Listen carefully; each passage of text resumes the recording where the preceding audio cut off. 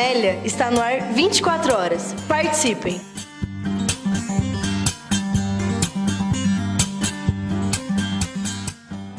Rádio Camélia, espaço de palavras livres.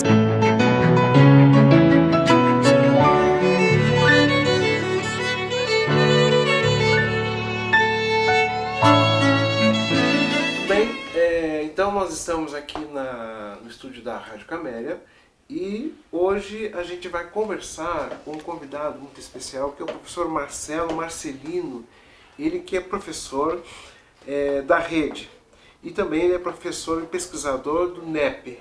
Tá? E o tema que nós vamos discutir hoje será economia política em tempos de crise.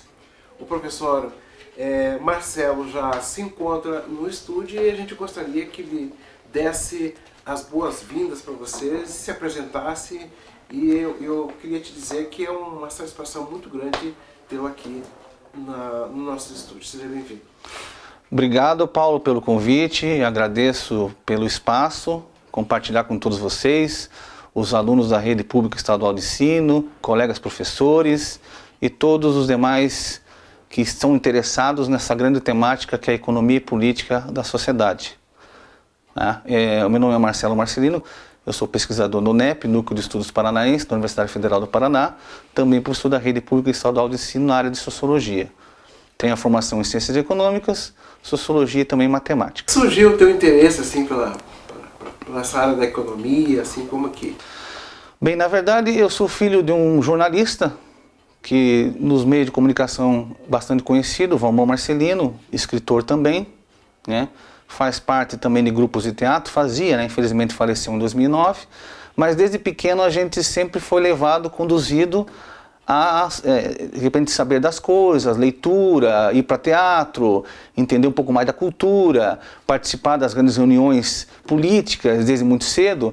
Então a gente, desde que a gente de repente veio ao mundo com interesse em descobrir o que esse mundo representa, na verdade, o que esse mundo social representa, o curso de economia era apenas uma porta de entrada. Poderia ter sido de ciências sociais em primeiro lugar, mas acabou sendo de economia, por uma questão inclusive de mercado de trabalho. Então eu tentei entender da economia política, a princípio, no curso de economia, e também ter uma possibilidade de emprego na época. Isso era final dos anos 80 e início dos 90.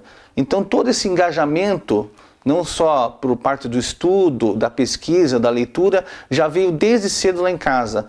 Pela minha parte, a parte dos meus irmãos também, que seguiram trajetórias bastante semelhantes nesse aspecto. E quem é que está com você hoje aqui, te acompanhando? O meu grande amigo Nelinho, jornalista, que veio aqui nos acompanhar para entender um pouquinho mais dessa nossa dinâmica, dessa nossa conversa, dessas nossas gravações aqui e compartilhar conosco com o maior prazer. O que falar então dessa questão da economia política em tempos de crise, né? Você tem falado nos grupos lá do NESEF que essa crise entre aspas, né? Que é uma crise construída. Eu gostaria que você falasse um pouquinho sobre isso também. Bem, na verdade, quando a gente diz assim, que é uma crise construída, é porque o modelo econômico que nós adotamos, primeiro o modelo capitalista, que nós vivemos no mundo inteiro. O mundo ocidental, em grande medida, é construído, é moldado por esse grande sistema capitalista que abarca todos nós. E no caso do Brasil, algumas especificidades nos conduzem a situações de crises a todo instante. Nós permanecemos em crise econômica e crise política, ou quando não é uma crise econômica antes, é uma crise política que na sequência torna-se uma crise econômica também. Porque na verdade as escolhas econômicas dependem das decisões, obviamente, políticas, de interesse político. Então a todo momento nós vivemos em crises constantes. Primeiro, a crise do capitalismo, que é inerente ao sistema, isto é, tem a ver com a essência do sistema capitalista. A essência do sistema capitalista é entrar em crises a todo momento, faz parte do sistema. E no caso brasileiro, existem as especificidades culturais, sociais, desse nosso modelo de sociedade, onde a classe dominante sempre teve uma preponderância muito maior sobre a sociedade na grande medida. Então é um processo escravocrata, colonial, de longa duração, histórica, desde o nosso não descobrimento, que eu não quero usar essa palavra, que dá a impressão que esse país foi, de certa forma, tirado o edredom em cima dele e foi descoberto, mas ele foi conquistado pelos portugueses, porque aqui já haviam os índios, haviam outros habitantes e esse país já existia. Portanto, a partir da conquista de 1500, esse Brasil foi moldado e construído a partir de uma elite política escravocrata, exploratória dos recursos naturais, predatória, e que, na verdade, nos colocou nessa situação diante desse processo de reprodução secular desde então. Que mecanismo, que instrumento que você indica para a gente fazer essa leitura crítica sobre a economia, né? Por exemplo, quando o aluno liga a televisão, ouve o rádio, então sempre tem um especialista falando sobre a crise, sobre a inflação, né? Como é que a gente desvela essa montagem que a mídia faz? O primeiro grande mecanismo que nós temos que não entrar nele, mas desmistificá-lo, é a questão de compreender que a grande mídia, sobretudo a mídia que nós conhecemos mais, que é a Rede Globo, a Bandeirantes, a SBT e todos esses outros, eles constroem, eles moldam o pensamento a partir de uma visão de mundo das pessoas que estão na direção do processo econômico. Então todos os comentaristas analisam a economia por um viés, por uma linha muito burguesa, muito a partir dos interesses da classe dominante e não dos interesses da sociedade civil. Então, na verdade, a primeira coisa que o aluno tem que observar é que, em grande medida, os analistas, os comentaristas de mercado estão lá para não explicar como funciona a economia, mas para moldar pensamentos à medida que eles vão tentando explicar algo contrário ao que se tem como, na verdade, necessário à construção de um país, por exemplo. Não é essa política econômica de recessão, de taxa de juros altas, sempre justificando, né, o câmbio valorizado, isto é, a nossa moeda tem que estar sempre valorizada, os nossos juros tem que ser alto porque senão cria inflação. Toda essa conversa, na verdade, é para iludir o espectador ou o telespectador para que ele concorde com essa visão de mundo. Então, em primeiro lugar, os alunos têm que pensar o seguinte: o que está sendo passado na televisão, 90% das entrevistas dos comentaristas estão querendo incutir uma mentalidade, uma visão de mundo que não corresponde à realidade da maioria da população. Ao contrário, só corresponde aos interesses de mercado, aos grandes capitalistas. Primeira coisa é essa. A segunda, os alunos têm que observar que eles têm uma ferramenta enorme em suas mãos, que é justamente a rede social, desde que ela seja usada com critérios, com investigação e com um certo rigor analítico. Então, por mais que o aluno seja novo, ainda começando no ensino médio, ele tem que começar a pesquisar. Mas esse aluno não pode, na primeira pesquisa, na primeira leitura, acreditar no que está lendo. Ele tem que ter várias leituras. Então, o aluno que quer adentrar no mundo realmente do conhecimento, aproveitando todas as ferramentas disponíveis informacionais, isto é, o Google, o Facebook, o YouTube, Instagram, você tem blogs, você tem várias ferramentas que não estão usando-os de forma adequada pelos alunos. Elas estão sendo muito superficialmente utilizadas ou mal aproveitadas. Então essas duas questões são primordiais. Primeiro, não entrar na onda dos grandes meios de comunicação, acreditar, porque nesse crédulo aí o aluno e os pais deles vão acreditar em algo que na verdade não é o real. É uma construção do real.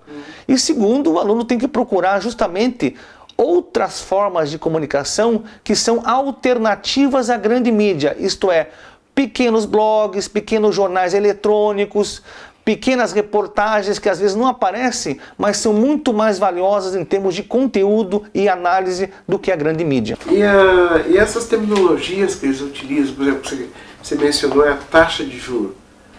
A pessoa, o aluno, o pai do aluno, ouve taxa de juros e tem uma série de nomenclaturas que são utilizadas, né, que vai encobrindo as pessoas, ouvem, mas não entendem, assim, qual que é o caminho, assim, para desmistificar isso? É que existe uma linguagem, não só do economês que a gente chama, mas qualquer área, seja ela jurídica, da medicina, é uma linguagem específica para quem é da área. E eu digo mais, no caso da economia propriamente dita, muitos dos economistas não conseguem compreender esse mecanismo, porque na verdade esse mecanismo é complexo. Essa leitura deve ser feita uma leitura histórica, uma leitura da economia política dos clássicos, daqueles autores que, apesar de terem escrito lá atrás grandes obras, eles valem para o presente. Porque quem não lê os clássicos, quem não faz uma leitura bastante acurada desses grandes autores, não vai conseguir entender a economia hoje. Parece engraçado a gente falar no mundo de tecnologia, de terceira revolução industrial e tudo mais, da modernidade, da contemporaneidade, do que está sendo colocado agora, mas os autores clássicos, inclusive na própria filosofia, autores que escreveram há 2, 3 mil anos atrás ou até mais, são autores atualíssimos e que os alunos têm que prestarem atenção. Porque essas referências básicas de leitura, os alunos têm que aproveitar esse momento que eles estão se debruçando para os estudos e compreender esse mecanismo. Agora, no caso, por exemplo, você pega as nomenclaturas, juros, câmbio, política fiscal, são áreas do conhecimento para poucas pessoas, para uma elite que realmente pensa isso. Agora, como um pai de aluno, como uma pessoa comum pode entender disso? A primeira leitura que se deve fazer é a seguinte: sempre quando a gente fala em juros, a gente está querendo dizer o seguinte: todo juro, quando ele é alto, ele está dentro desse processo dizendo o seguinte, que nós estamos pagando mais pelo dinheiro. Cada vez que os juros aumenta, isso é péssimo para a população, porque significa que o trabalhador vai pagar mais no cartão de crédito, vai pagar mais no cheque especial, e quando ele não usa nenhuma dessas ferramentas financeiras, ele vai pagar mais para qualquer consumo na sociedade, porque os juros encarecem o preço das coisas. Não no primeiro momento, mas na sequência do processo, porque as pessoas não conseguem comprar mais à vista. Porque a renda é muito baixa do trabalhador e o trabalhador tem que pagar em prestações. Quando ele faz isso e os juros é alto, isso vai onerar muito o seu orçamento. Ele vai ter muita dificuldade, mesmo que seja uma prestação fixa, de conduzir esse processo a longo prazo. Então, os juros elevados, eles na verdade só ajudam os especuladores financeiros a ganhar dinheiro emprestando dinheiro para os mais pobres ou para aqueles que precisam. Então, toda hora que o jornal falar assim, ó, a taxa de juros tem que aumentar para controlar a inflação, isso não é verdadeiro. Tá? Isso não está mais em voga atualmente porque nós vivemos um momento de recessão econômica. Então, quando a queda da economia é muito violenta, os juros acabam diminuindo para dar um fôlego para a economia. Tá? Porque os juros mais baixos deveria permitir que houvesse mais investimento, mais consumo. Mas hoje no Brasil a gente não está observando isso. Por quê? Porque mesmo que os juros tivesse baixado nos tempos para cá, ele é insuficiente para gerar demanda, porque a renda dos trabalhadores está congelada. A maioria dos trabalhadores está desempregado, está trabalhando com rendas informais, que não são rendas certas, mensais de todo mês. Tem as despesas correntes, que por mais que a inflação seja menor, ela corrói o salário do trabalhador. E quando você não tem reposição salarial e os juros são elevados, como ainda são elevados no Brasil, por mais que tenham baixado, o trabalhador tem uma perda salarial, uma perda de rendimento muito grande, uma perda no poder de compra. Então, toda vez que um jornalista queira justificar o aumento dos juros, não é o caso agora devido à recessão econômica, mas mais para frente, e se isso ocorrer, nós temos que observar com cautela, porque não é isso que funciona. Os juros não favorecem ninguém a não ser aqueles que detêm o capital financeiro e ganham emprestando dinheiro. São tipo agiotas institucionais, isso é, agiotas são os próprios banqueiros que ganham dinheiro em cima da especulação financeira, em cima da maioria das pessoas, das micro e pequenas empresas que precisam de crédito e financiamento e não têm. Então é péssimo. Segundo lugar, falam muito da moeda real, porque o real ele tem que estar cada vez mais próximo ao dólar, porque a moeda vai estar mais forte. É outra bravata, não é verdadeiro. O que importa não é o valor da nossa moeda em relação a outra moeda, no sentido da essência do problema.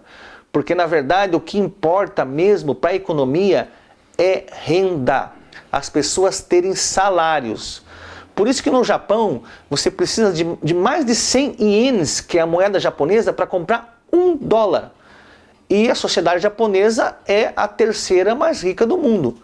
Não significa que o câmbio ou o valor da moeda mais baixo significa que a economia está ruim. Não tem nada a ver, isso foi uma construção dos jornalistas, dos meios de comunicação, para fazer prevalecer uma ideia de que sempre a moeda tem que estar valorizada em relação às outras. Isso também não é verdadeiro. Então a gente tem que ter uma forma de explicar para a população o seguinte: juros altos não resolve o problema da economia, só piora. O valor da moeda nossa em relação à outra, se for valorizada, também não nos favorece, porque o que nos favorece é ter, em primeiro lugar, emprego, renda e condições favoráveis de infraestrutura, políticas públicas. É isso que vale na sociedade. Não são os fatores esses superficiais de valor de moeda, os juros valorizados ou até menos valorizado, mas não adianta nada se você não tiver uma política de emprego. É o caso hoje no Brasil. Hoje a gente tem uma política de desemprego no Brasil, né, com uma recessão econômica brutal, que mesmo que os juros tivesse baixado um monte perto do que estava 2 anos atrás, ele não resolveu o problema e nem resolverá, porque a economia não vai voltar a crescer.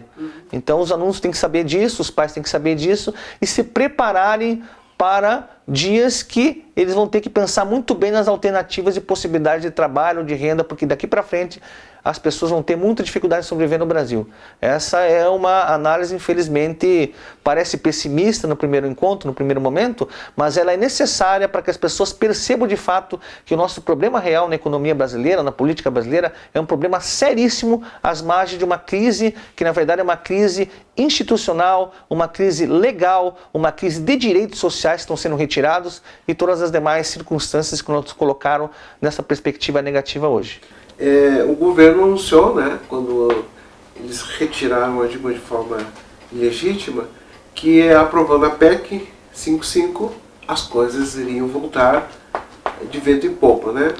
O que a gente vê, né, pelo que você tem apontado aí, não é bem assim, né?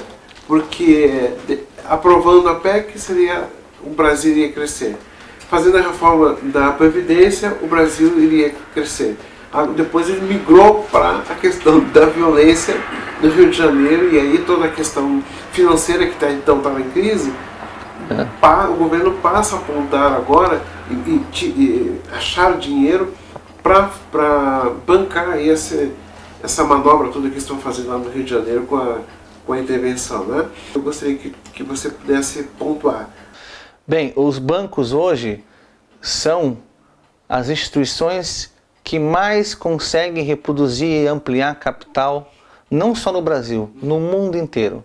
No problema que tange ao Brasil é o seguinte, que o Brasil tem a maior taxa real de juros do mundo.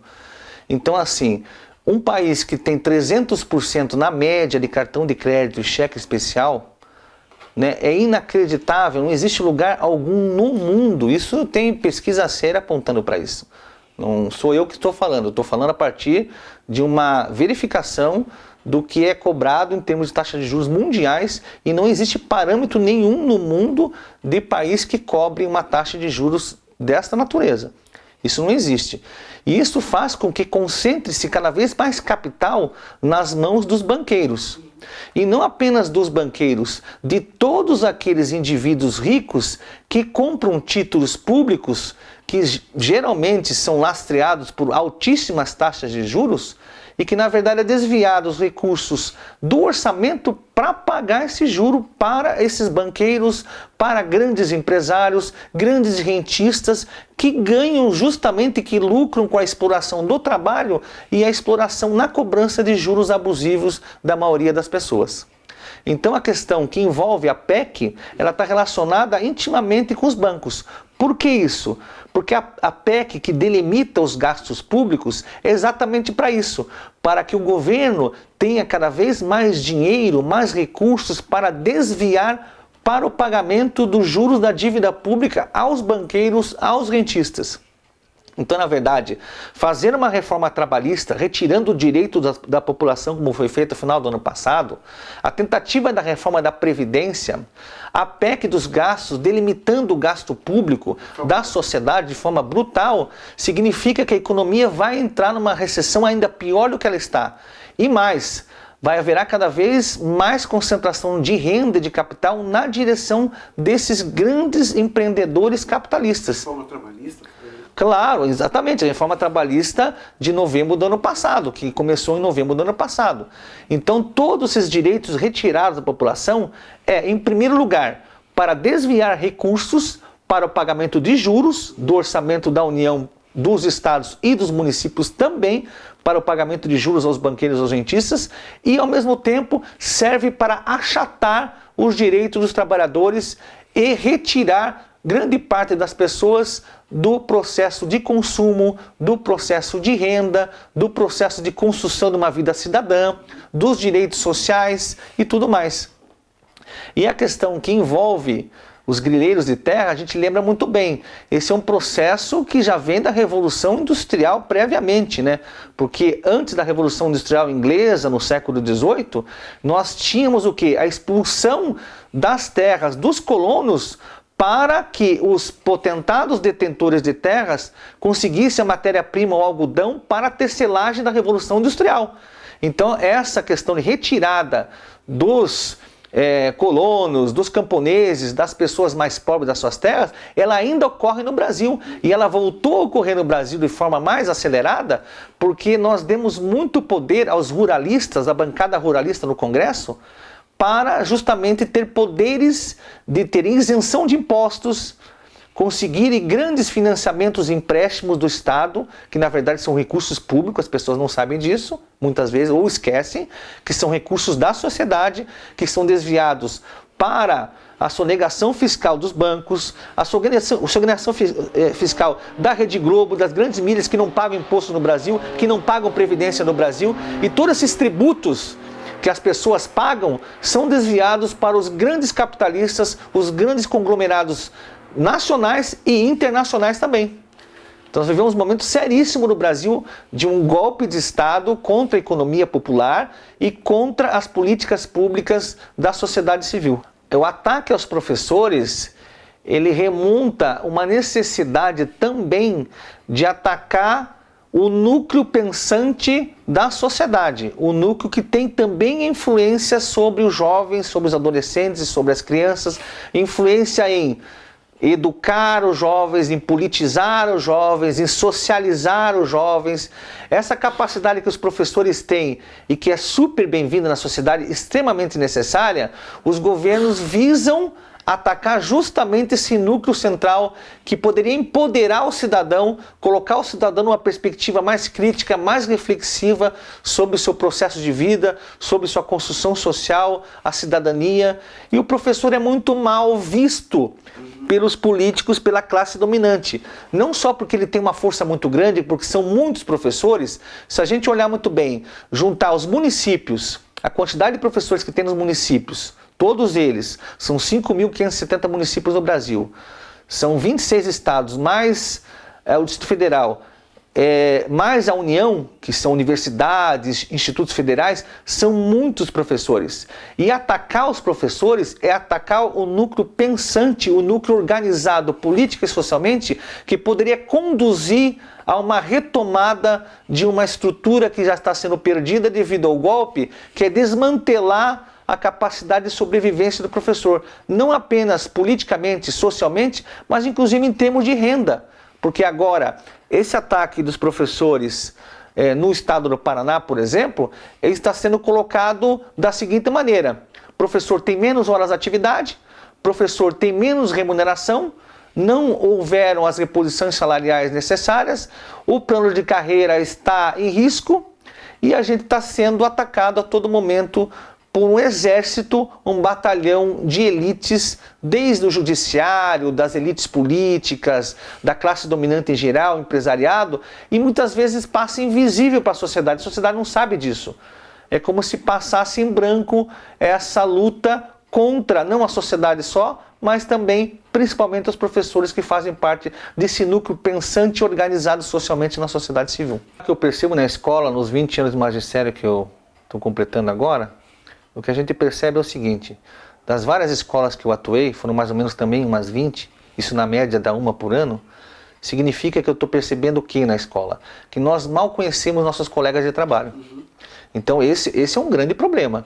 Quando você não conhece o que o colega faz, se reúne mais, né? E aí você perde muito. Eu vou dar um exemplo, até mesmo não sabendo o que acontece na sua escola, mas, por exemplo, pode ser que esteja certo ou não.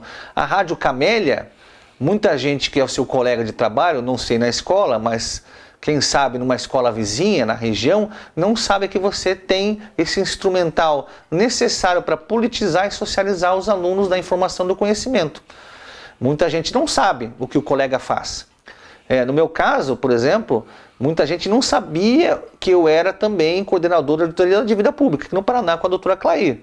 Assim como não sabe que eu sou pesquisador na universidade. Então, se as pessoas não falam, não se comunicam, não conversam e não procuram saber quem é o colega, o que o colega faz, até para regimentar forças, até para instrumentalizar mais, nós vamos perder muito em termos de referência. E nós já estamos levando desvantagem. Porque à medida que nós temos uma mídia que, na verdade, nos massacra, mesmo que de forma velada, né, falando sobre a escola sem partido, que para mim é uma aberração completa, porque falar em escola sem partido é falar sobre uma coisa que é totalmente necessária, que é falar sobre a política e a sociedade. Então você vai colocar um véu sobre isso, vai dizer que isso aqui não existe, que o partido político não existe, que não existe uma ideologia política, não existe uma filosofia política. Isso é impossível você discutir um assunto sério em sociedade se você não abraça todas as frentes possíveis de debate. Mesmo que você tenha na pauta autores que têm um estilo, um pensamento diferente do outro, que você tem que colocar para discussão, uma ideia, um assunto, um tema, você tem que colocar. E quando você coloca esses temas para discutir, evidentemente vão aparecer alunos com posições contrárias na sala de aula. E como é que você vai colocar um tapa-boca num aluno que está colocando justamente, externalizando a sua posição, por mais que equivocada que ela pareça ser, não interessa. O aluno tem o direito de exprimir sua ideia, seu pensamento, suas questões, suas causas, e o professor tem que ter a capacidade de mediar esse processo e de construir alicerces para aumentar ainda mais a capacidade de construir novas alternativas de pensamento e ideias. E o professor não pode fazer isso com escola sem partido. Não pode fazer isso, porque daí seria contraproducente e seria uma coisa contraditória. Como é que você avança a comunicação e conhecimento sem colocar as várias possibilidades em discussão? E o professor tem essa necessidade, deve fazer isso e não deve ser cerceada a sua posição em termos de liberdade de pensamento e ideia, jamais. Porque não estamos em tempo de ditadura, por enquanto. Não estamos no autoritarismo, estamos numa democracia. E na democracia plena, já na Constituição está bem claro isso, que a escola sem partido é inconstitucional. E não só porque está na Constituição Federal de 88, a nossa Carta Magna final, mas porque ela é uma questão de liberdade da nossa sociedade nesse momento, uma questão de necessidade. Não podemos nos calar, temos que colocar as ideias para o debate e não podemos fugir desse debate. E a maneira com que os professores têm para construir, moldar um espaço social alternativo de possibilidades múltiplas, é justamente se unindo contra qualquer espécie de cerceamento das liberdades. Porque isso é antidemocrático, antissocial e antipolítico. Né? Primeiramente eu vejo assim, então o professor tem que conhecer um ou outro. Segundo, os professores têm que se juntarem e por mais que não concordem com as opiniões uma ou outra de um docente, tem que respeitar o colega e tem que dedicar a sua vida a representar a classe social, a classe profissional a qual está inserida. É uma obrigação. Eu posso não gostar do meu colega, eu posso não concordar com a opinião dele, mas eu tenho que defender a posição política, a posição social e a posição profissional. Ele não pode ser atacado de forma alguma. É a mesma questão agora da morte brutal da Marielle no Rio de Janeiro. A defesa não é só do PSOL, Partido Socialismo e Liberdade. Não é uma defesa apenas da política ou da comunidade a qual ela estava inserida ou estava delatando aqueles que estavam tentando cercear a liberdade com violência, com vigilância sobre a comunidade. É uma questão da sociedade civil no sentido macro. Tanto que pessoas saíram às ruas em São Paulo, em Curitiba e mais 15, 18 cidades do Brasil inteiro para se manifestarem a favor da democracia. A democracia não pode ser calada. A democracia tem que ser experimentada, vivenciada. E isso não pode ser feito com escola sem partido. Isso é contraproducente, é totalmente contra os princípios da liberdade, da sociedade democrática e cidadã. É que o medo gera medo. O medo gera insegurança. E quando a gente está inseguro em qualquer atividade humana, seja na profissão, na vida cotidiana, na vida política, nós perdemos espaço para justamente aqueles opressores. Então a gente não pode abaixar a cabeça. O que as pessoas confundem muito, para os nossos alunos entenderem um pouco mais, independente do sujeito não concordar com o PT, com o Lula, com a Dilma, com nada disso, a defesa do Lula por qualquer partido político, por qualquer jornalista, qualquer pessoa ligada à sociedade civil, ela é primordial nesse momento. Por quê? Porque o ataque das instituições contra o Lula não é uma questão apenas do Lula e do PT, ou contra o Lula e o PT, é contra todos nós. Porque se alguém vai a júri, é condenado sem provas, injustamente, com uma razão específica de calar esse cidadão, de evitar que ele concorra às eleições, que ele busque uma alternativa para o país, por mais que as pessoas não concordem, isso não é democracia, isso é autoritarismo. Vamos supor que o Bolsonaro, por mais que eu não goste do Bolsonaro, ele seja calado por algum tipo de cerceamento. Por mais que ele tenha declarações muitas vezes fascistas, muitas vezes autoritárias, ele deve colocar a sua posição e deve ser combatido na política, na sociedade. Ele deve ser colocado na parede, não com uma forma opressora, mas com uma forma combativa de lutar contra qualquer forma reacionária, conservadora, violenta que alguém proponha, seja na rede social, seja na luta política, seja na Câmara, não interessa onde. Mas a democracia tem que prevalecer. Mesmo no regime onde Hitler, Mussolini fossem condenados a julgamento, esses sujeitos deveriam ser ouvidos e deveriam ter defesa, por mais brutais que eles fossem. Essa é uma outra razão que a gente tem que discutir. As pessoas têm direito à defesa, mesmo os mais violentos carrascos, porque nós, da sociedade democrática, temos que dar o exemplo para que essas pessoas que são autoritárias não infringam a lei, não infringam a ordem, a democracia, a ordem no sentido da democracia, não é a ordem de cima para baixo, violenta, institucional. É no sentido da ordem construída pelo cidadão. A ordem social, não em termos conservadores, mas em termos de uma sociedade civil que democraticamente elege os seus sucessores, delega funções aos políticos, não interessa. Nós temos que abrir possibilidades cada vez mais amplas de debate democrático e cidadão. Então nós temos que aprender muito. A democracia brasileira ainda tem que navegar muito para aprender a ser verdadeiramente democrática. Isso já começa na escola. As pessoas entenderem que existem divergências, que não existe uma voz única, que não existe um monopólio da informação e da comunicação.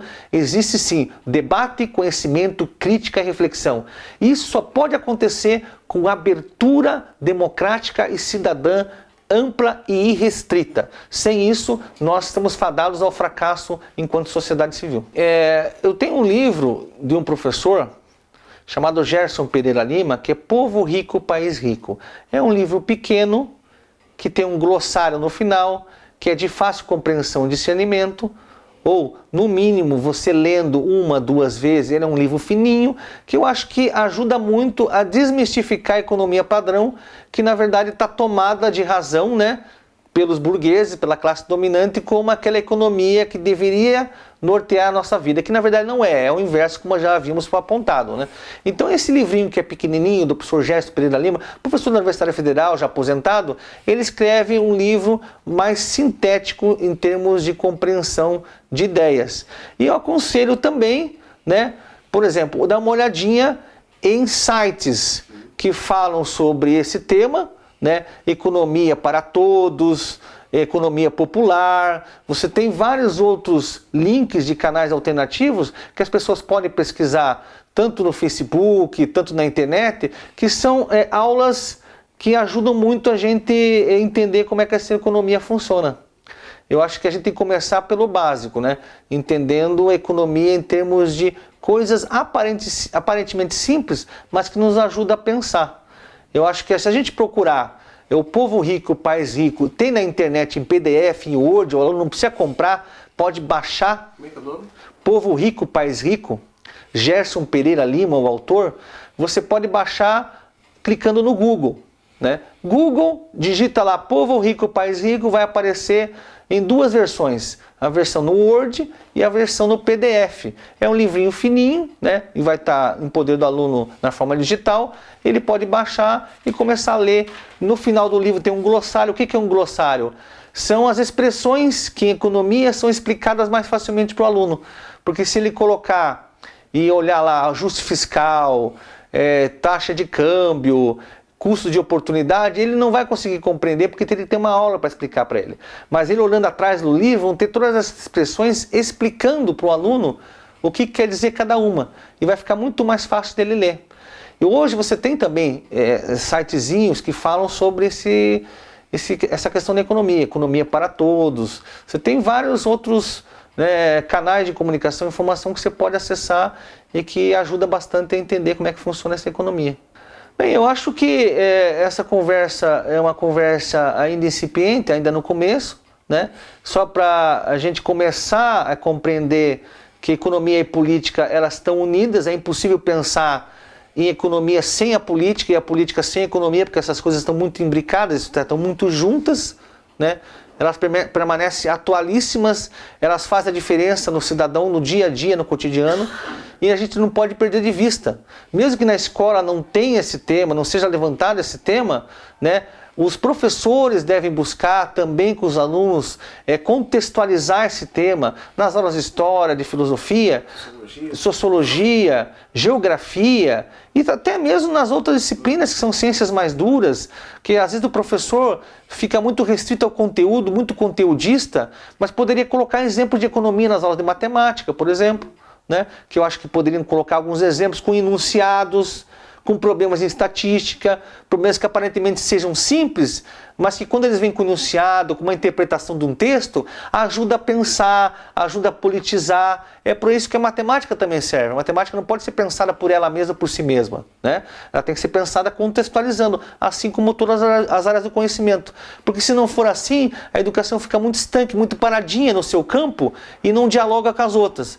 E isso é terrível. Aí fica que nem o professor, não conversa um com o outro, escola sem partido, aberturas fascistas e diálogos reacionários e violentos, conservadores, que não levam absolutamente a nada, as soluções fáceis, o regime militar, que na verdade o aluno pensa que vai resolver o problema, porque é na base da violência, da coerção, do cerceamento da liberdade. Nada disso nos países desenvolvidos ajudou a crescer, a desenvolver esses países. Ao contrário, não existe nenhum país do mundo desenvolvido que tenha regime civil-militar, por exemplo.